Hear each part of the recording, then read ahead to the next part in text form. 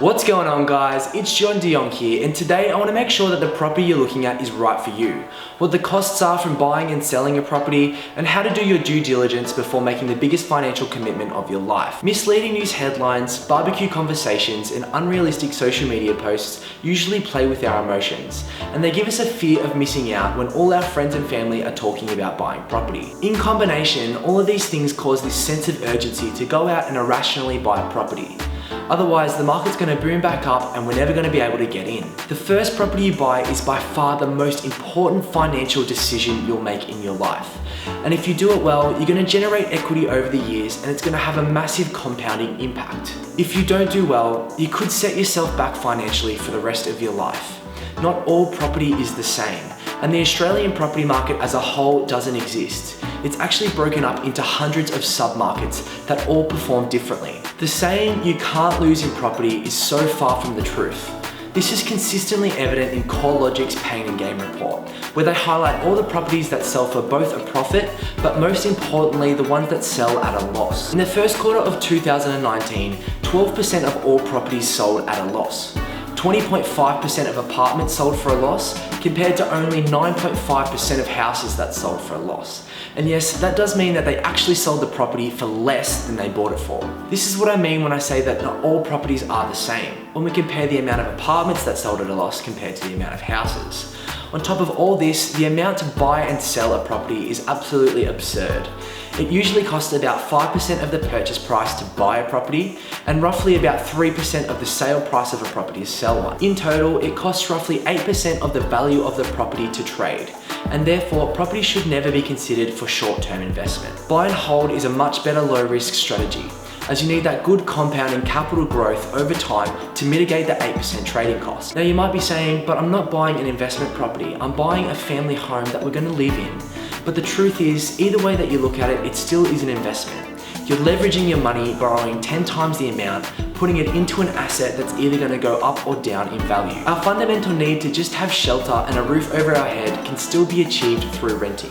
And although this is counterintuitive to what we've been taught our entire lives, the truth is that the property market today is completely different to our parents' and even grandparents' property market when they were our age. This is why of late the term rent vesting has emerged. And it basically means that you go and buy an investment property that's going to give you good capital growth while you go and rent a property in the area that you want to live. So how do you find an investment property that's going to give you good capital growth?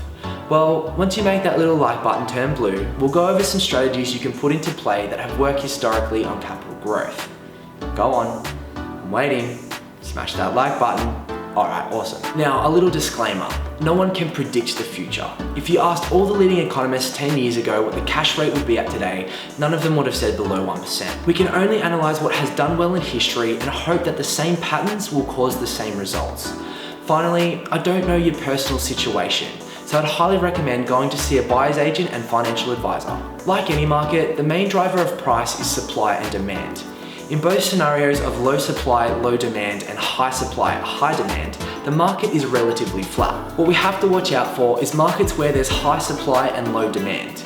This means that the market's full of stock that no one wants to buy, and the price of this supply has to come down until it reaches the point of demand. What we do want to look for is markets where there's low supply and high demand. This means that there's lots of people who want to buy a limited type of property.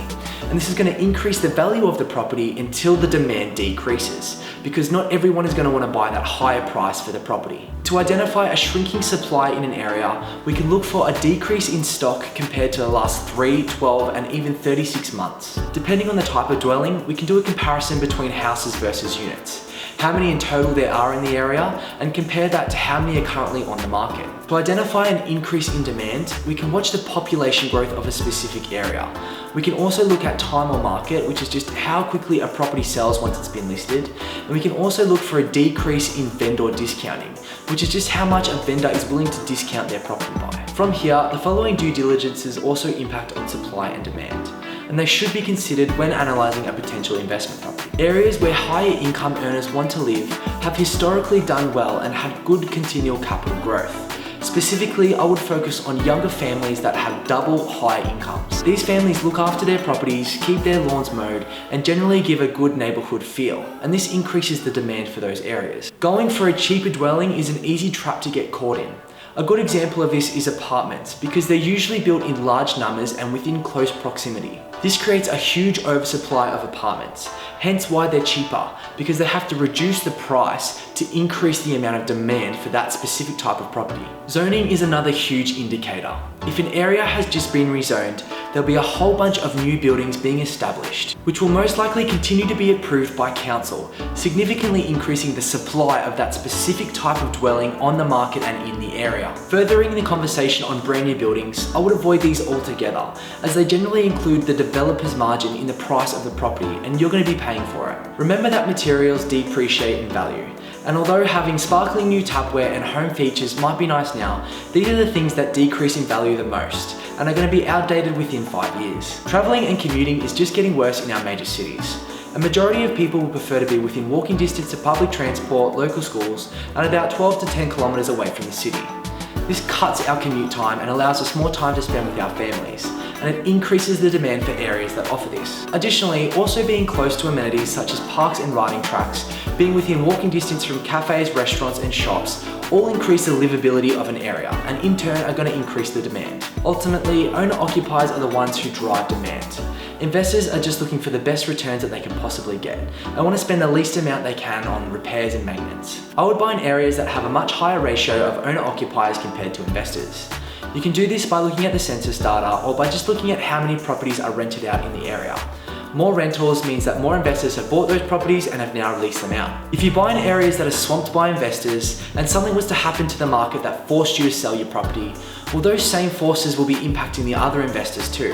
And you don't want to be all selling your property at the same time. This increases the amount of stock on the market. I would completely avoid areas that are heavily industry reliant. This includes things like mining towns and temporary working areas.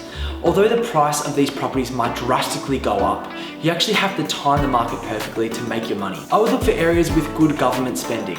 They generally provide services to the population that's going to benefit them, and it should increase the demand for the area once it's complete. When I said the Australian property market is broken up into sub-markets, these sub-markets are usually neighbourhood based. And on top of all the checks that we previously just discussed, you do generally want some nice friendly neighbours. These can't be analysed by trends or statistics. You actually need to get your feet on the ground and go and see the area. Go and walk around, get a feel for the layout, go to the local coffee shop, grab a coffee and try and meet some people. These submarkets can sometimes even be further broken down into street specifics. A good example of this is if one side of the street has city or ocean views, while the other side of the street is only looking at the road in front of it. So just be careful when you're seeing some good capital growth statistics. It might only be one side of the street that's outperforming. I want to know what else do you guys look for when scoping an area for an investment property. Leave them down in the comment section below. Finally, once you've done your research, analysed the area, and found a property that matches your criteria, you should focus on the specifics of the property before making any financial commitments. There's an old saying that land appreciates in value while buildings depreciate in value. This just signifies that the materials that make up our home deteriorate over time. We can implement this saying into a specific property by looking at the land to asset ratio. For a house, the land component should take up about 60 to 70% of the property. Compared to a unit, you should be at least looking at 30 to 35% of the land component. Obviously, the more land that you have here, the better off you're going to be. Ensure that the asking price for the property is accurate.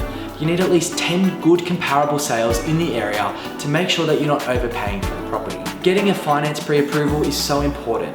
Without confirmation from a lender that you can actually borrow the purchase price of a property, all of this research has been a complete waste of time. I would get a conveyancer to thoroughly check the contract before signing. And find yourself a good conveyancer. You get what you pay for here. If you find yourself a conveyancer that's willing to do it for $700, you should be asking yourself what you're not paying them to do. I've heard stories of people buying a tiny strip of land in between two big blocks, when they really thought they were buying the block on the left-hand side. A good conveyancer should cost you around $1,300 to $1,500 and is worth every cent. I would highly recommend getting a professional building and pest inspection done. These are often disregarded because of the cost. Spending $500 now to confirm there's no structural or pest damage will help you sleep better at night and could save you hundreds of thousands of dollars in the worst case scenario. You should also always be thinking about your exit strategy. Is this property always going to be easy to resell, refinance, or rent out with a higher rental yield? In the worst case scenario, and it's your only investment property, you should consider if you would live in the place for both your current and future situation. take kids into consideration even if they're not on the agenda. We've had it pretty good here in Australia over the last 25 years, whilst watching other economies fall from a distance. Even so, we are not immune to crashes, and the recent market movements have only just touched on what potentially could happen, so please always have an extra strategy ready in place. As always, seek your own professional legal, financial, and property buying advice. These videos are just my opinion and the checks that I do before buying an investment property. I'll be diving into the depths of all these individual items in my up and coming videos, so make sure you hit the subscribe button and the notification button, and until next time, happy house hunting.